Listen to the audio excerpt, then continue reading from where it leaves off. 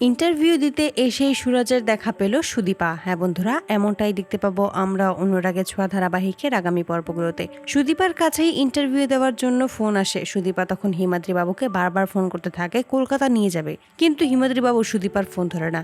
অপরদিকে সুদীপাকে তার পিসি বারবার বোঝাতে থাকে সেজন্য এক্ষুনি কলকাতা যায়, তা না হলে তার ইন্টারভিউটা মিস হয়ে যাবে। সুদীপা কোনোভাবেই রাজি হতে চায় না। অবশেষে অনেক কথা বলার পর, অনেক জোর করার পরেই পিসি রাজি করাতে পারে সুদীপাকে কলকাতা যাওয়ার জন্য।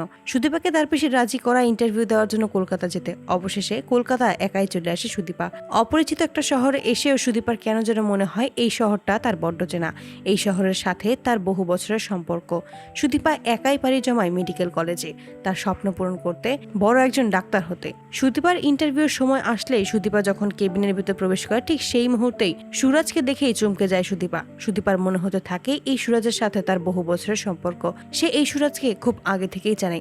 অপরদিকে সুরাজও যখন সুদীপাকে দেখতে পায়, তখন সুরাজেরও একই অনুভূতি সৃষ্টি হয়। সুরাজ মনে মনে ভাবে, এই মেয়েকে দেখে কেন আমার মনে হচ্ছে একে আমি খুব বহু বছর ধরে চিনি, এর সাথে আমার বহু বছরের সম্পর্ক। কিছুই বুঝতে পারে না সুরাজ। তো বন্ধুরা, তোমরা এটাই তো চাও জন্য এভাবেই ইন্টারভিউ দিতে এসেই যেন সুরাজের দেখা পায় সুদীপা? কমেন্টে জানাও। আর নিয়মিত আপডেট পেতে আমাদের চ্যানেলটি এক্ষুনি সাবস্ক্রাইব করে পাশে থাকো। ধন্যবাদ।